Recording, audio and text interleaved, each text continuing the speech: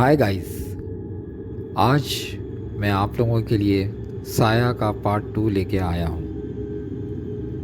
अरमान, यार क्या बात है, तू इतना परेशान क्यों है? उसे परेशान देखकर वलीद ने पूछा। यार मैं परेशान क्यों ना हूँ, आज 3 माह हो गए हैं नौकरी ढूंढते हुए, लेकिन अभी तक नहीं मिली। घर में तीन तीन जवान बहनें हैं, उनकी शादियाँ नहीं हो रही। हर रिश्ते के लिए आने वाले इस आस पर आते हैं कि जहेज़ कितना मिलेगा, मगर हमारे घर की दरो दीवार की टपकती हुई गुर्बत देखकर वापस चले जाते हैं, क्योंकि इन्हें मेरी बहनों से नहीं जहेज़ से मतलब है, जो इन्हें मिलता दिखाई नहीं देता।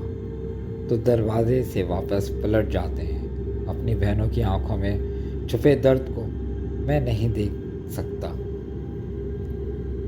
अच्छे रिश्तों की आस में इनके बालों में सफ़ेदी उतर आई है, और तू कहता है मैं परेशान क्यों ना हूँ? अरमान तो जैसे फट पड़ा।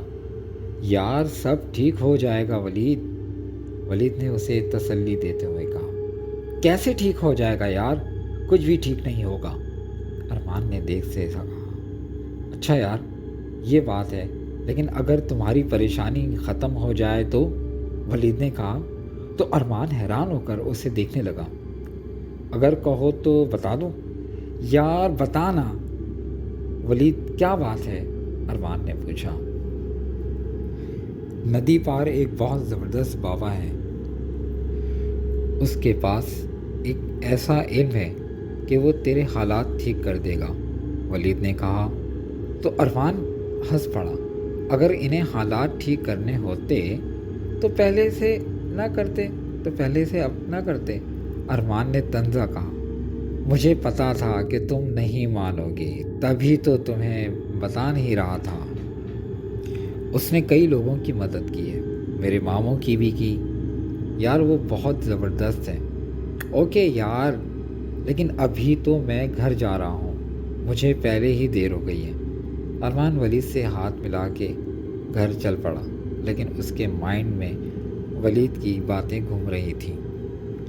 क्या वो बाबा मेरे हालात ठीक कर देगा? उस रात बहुत ठंडी ठंडी हवा चल रही थी, मौसम बहुत खूबसूरत था।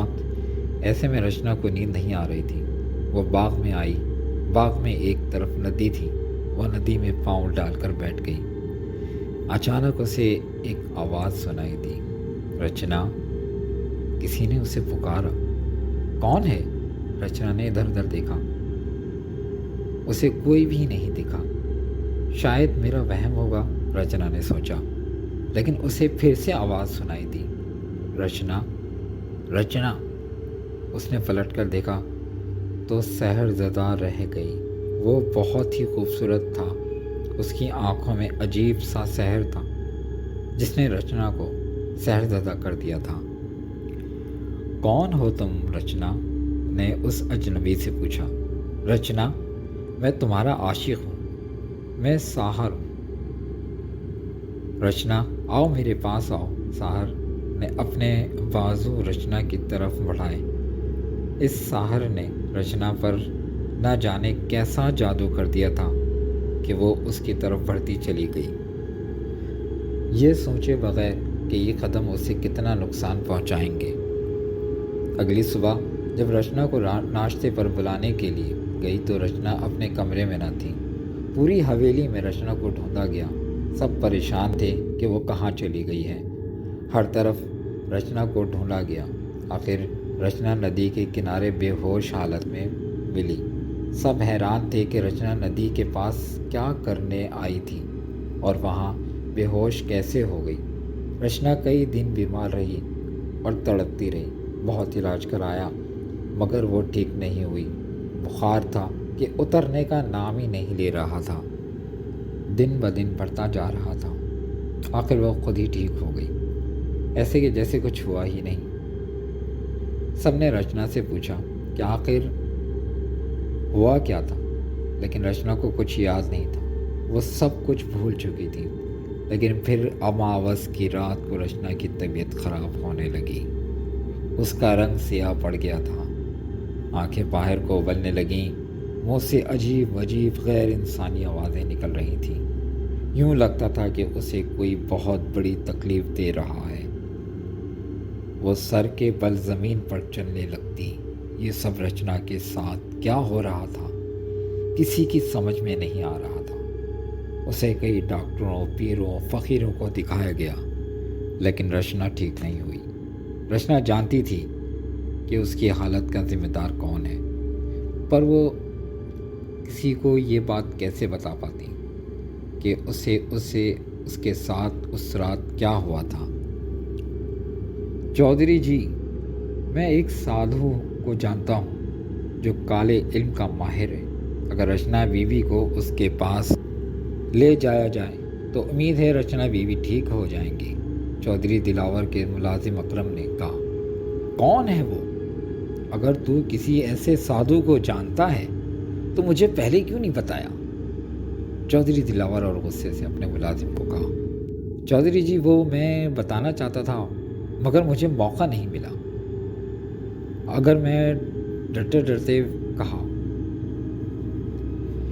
ठीक है अकरम, अगर इस मसले का हल साधु के पास जाकर ही मिलेगा तो हम रचना बेटी को उसी के पास ले जाएंगे।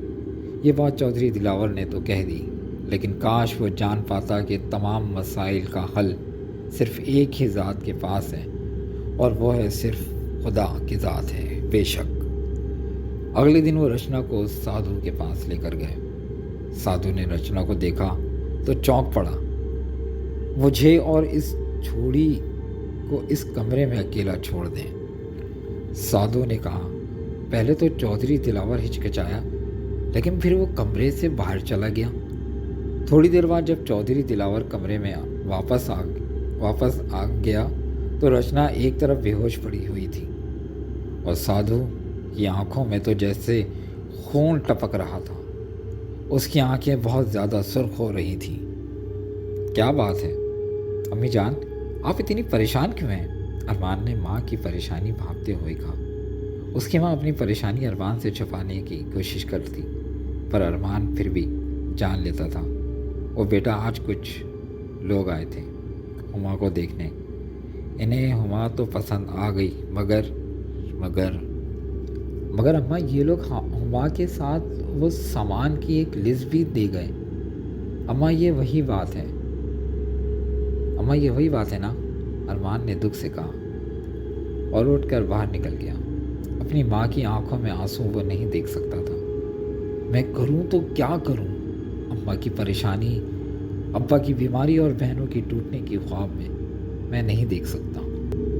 मुझे कुछ करना ही होगा। इस शाम अरमान वलीद से मिलने उसके घर गया। वलीद यार, मुझे इस बाबे के पास ले चल जिसका तूने मुझे बताया था।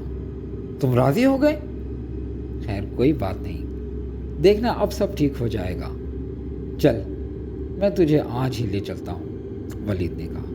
तो फिर देर कैसी? चलो, अरमान ने कहा। कुछ ही देर में वलीद ने एक मकान के घर आकर बाइक रोक दी। यहाँ रहता है वो बाबा? अरमान ने पूछा। हाँ यार, वो सबसे तन्हा रहता है। बहुत वीरान इलाका था जहाँ उसका घर था। और हाँ यार, बाबा का नाम नारायण राज है, वलीद ने कहा। तो अरमान चौंक गया। तो मुझे एक हिंदू के पास ले आया है? छोड़ो यार हिंदू को, हमें तो अपना काम निकलवाना है। उसके पास बड़ी ताकतें हैं। देखना, वो ऐसा अमल करेगा कि तुझे 2 दिनों में ही नौकरी मिल जाएगी, वलीद ने कहा। और दोनों ही उस घर के अंदर दाखिल हो गए। ये क्या हुआ नारायण बाबा? मेरी बेटी बेहोश क्यों हो गई है? चौधरी ने परेशान होकर पूछा। चौधरी, तेरी बेटी पर जिन का साया है, और वो भी कोई आम जिन नहीं, जिनों का शहंशाह जिन्नात का साया है। ये आप क्या कह रहे हैं साधु जी? ऐसा कैसे हो सकता है? ये सुनकर चौधरी साकित रह गया था। उसने तुम्हारी बेटी को अमावस की रात नदी के किनारे देखा था, तब से ही ये तुम्हारी बेटी पर आशिक हो गया है, साधु ने कहा। और ये हर अमावस की रात तुम्हारी बेटी के पास आता है, लेकिन जब वो देखता है कि उसके पास लोग हैं तो वो उसको अजियत देता है। अब क्या होगा? चौधरी ने परेशानी से कहा। मेरी बेटी कैसे ठीक होगी?